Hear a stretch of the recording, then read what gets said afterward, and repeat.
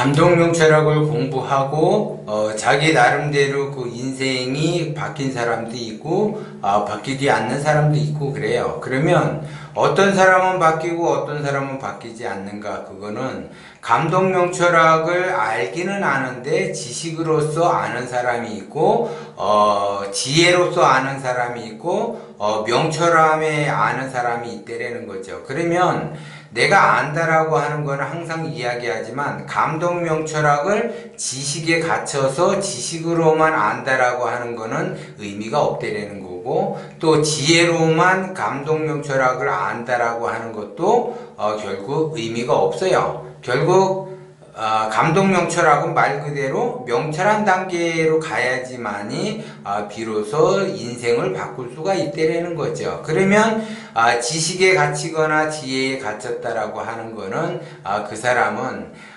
누구나 사람은 기본적으로 지식을 항상 습득하려고 한다라는 거죠. 특히 하수들은 지식을 습득을 하려고 해요. 그러면 그 지식에 맞추어서 어떠한 결과를 만들어내려고 하고, 그 다음에 지혜에 맞춰서 어떠한 결과를 만들어내려고 한다는 거죠. 그러면 하수의 세계에서는 전부 다 지식과 지혜로서 뭔가를 만들어내려고 한다라는 거는 한두 명이 하는 것이 아니라 굉장히 많은 사람들이 한다라는 거죠. 그러면 굉장히 많은 사람들이 지식에 갇혀있고 지혜에 갇혀있고 그렇게 한다면 결국 많은 사람들끼리 경쟁을 할 수밖에 없어요. 그래서 제가 지식을 쌓지 말라고 자꾸 이야기하는 것이, 그 지식은 나만이 알고 있는 것이 아니라 또 다른 나의 경쟁자도 알고 있다라는 거죠. 그러면 경쟁자도 알고 있다라는 거는 그 지식을 알므로 해서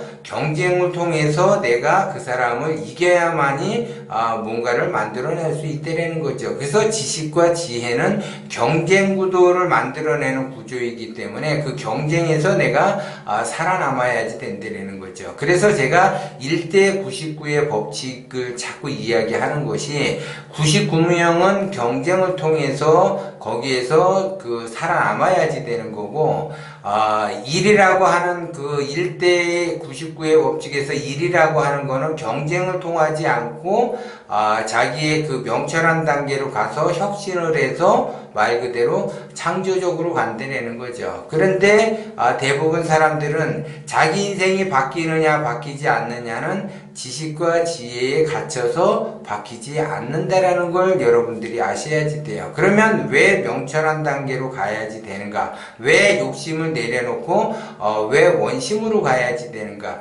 명철한 단계로 간다라고 하는 거는 원심으로 가는 거죠. 그러면 원심으로 가게 되면 내가 지금 괴롭고 힘들고 어렵고 험난한 그 길을 가고 있는데 내가 왜 이 길을 가고 있는지를 안다라는 거죠. 그런데 지식과 지혜에 갇혀있는 사람은 자기가 험난한 길을 가는데 왜 내가 험난한 길을 가고 있는지를 모르고 한 치 앞도 내다보기가 어렵기 때문에 자기 인생 자체가 답답하고 괴롭고 그렇다는 거죠.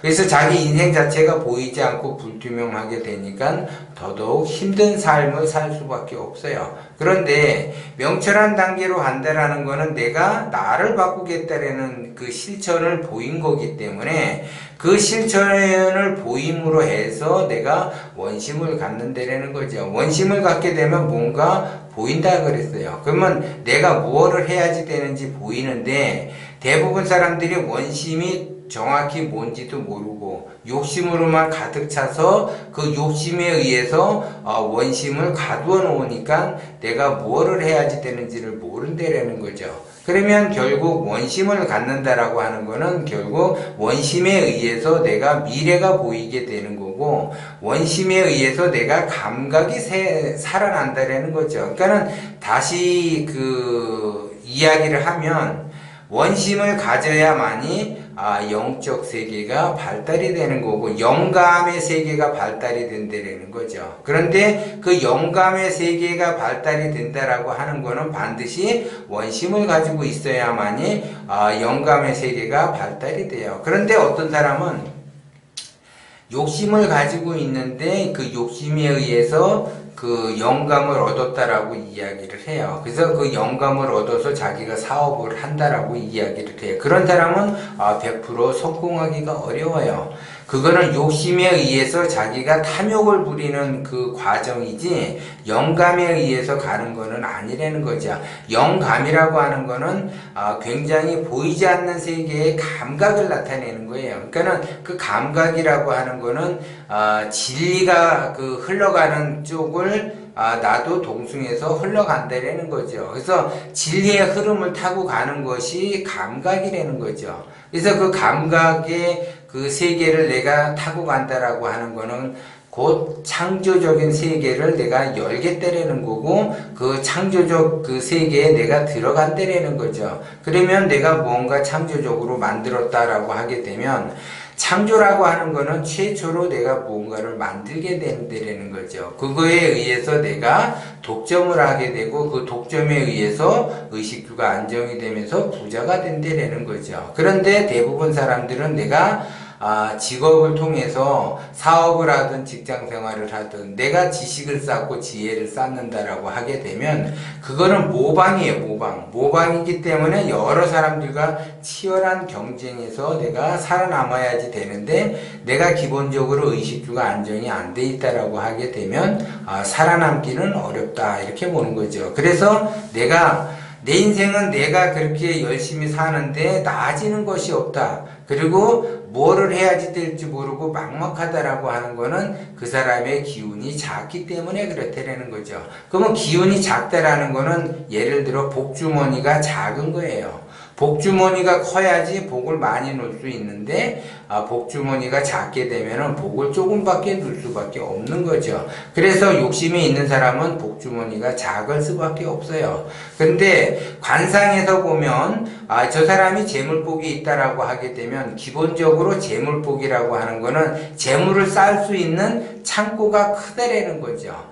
창고가 크다라고 하는 거는 내가 벌어서 재물을 쌓을 수가 있듯이 내가 기운을 크게 쓴다라고 하는 거는 나의 그릇이 커져야지 되는 거고 나의 주머니가 커져야지 된다는 거죠. 그래야지 내가 기운이 커짐으로써 무언가를 내가 담을 수가 있는데 나의 그 욕망은 엄청나게 크면서 나의 욕심은 엄청나게 크면서 그거를 담을 수 있는 거는 말 그대로 종지만하다라고 하게 되면 담을 수가 없는 거예요. 담을 수가. 그러니까는 욕심이 많다라고 이야기를 하는 거예요.